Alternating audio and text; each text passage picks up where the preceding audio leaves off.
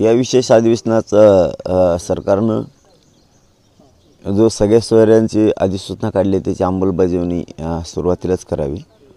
नंतर मागासवर्ग आयोगानं जो अहवाल दिला आहे तो स्वीकारलेला तर आहेच त्यांनी। त्याचा कायदा करण्यासाठी नंतर दुसऱ्या सत्रात त्यांनी तो चर्चेला विषय घ्यावा। कारण आंदोलन हे मराठ्यांनी करोडो मराठ्यांनी ओबीसीतून मराठ्यांना आरक्षण मिळावं म्हणून उभा केलेलं आहे। त्या मराठ्यांच्या नोंदी सापडल्या, त्या नोंदीच्या आधारावर ज्या महाराष्ट्रात मराठ्यांच्या नोंदी सापडल्या नाहीत त्यांना आरक्षण देण्यासाठी सगळ्या सोयऱ्यांची अधिसूचना सरकारनं काढलेली। त्यासाठी सरकारला विनंती की त्यांनी अगोदर आज जे अधिवेशन आहे आजचं विशेष अधिवेशन त्याच्यात अगोदर सगळ्या सोयऱ्यांचा विषय घेऊन त्याची अंमलबजावणी करावी आणि महाराष्ट्रातल्याही सर्व आमदार महोदयांनी आणि मंत्री महोदयांनी मराठ्यांच्या यांनी या सगळ्या सोयऱ्यांची अंमलबजावणी करण्यासाठी तो विषय सगळ्यांनी लावून धरावा। याचबरोबर त्यांनी मराठा समाजाची जी मागणी आहे ओबीसीतून मराठ्यांना आरक्षण या मागणीविषयी बोलावं, लावून धरावं।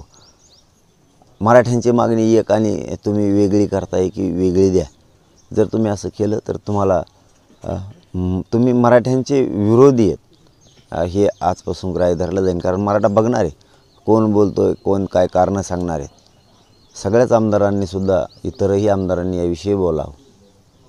मात्र मूळ विषय असा आहे की जे आजचं अधिवेशन आहे यात सगळ्या सोयऱ्यांची जी अधिसूचना यावर अगोदर चर्चा करून त्याची अंमलबजावणी करा। विशेष प्रवर्ग करून जर आरक्षण दिलं आणि सगळे सोयरेवर चर्चा केली नाही तर मग मात्र प्रचंड मोठं या राज्यात आंदोलन उद्या त्याची आम्ही 21लाच घोषणा करणार। प्रचंड मोठ्या शांततेत मराठ्यांचं पुन्हा आंदोलन उभं राहणार। कारण आंदोलनच आमच्या लेकरं मोठे व्हावेत म्हणून ओबीसीतून मागणीसाठी, आणि ते डावलून तुम्ही तिसरं कसं घेताय प्रत्येक वेळेस? आम्ही नाकारलं नाही आहे, ते देताय ते मागासवर्ग आयोगाच्या अहवालानुसार तुम्ही आरक्षण देताय ते द्या, त्यांना ते 2-3 जणांना लागतंय ते, कारण त्यांना आणखीन बी मराठ्यांचं वाटोळं करायचं। तेही आयोग याच आंदोलनामुळे गठीत झालेला आहे।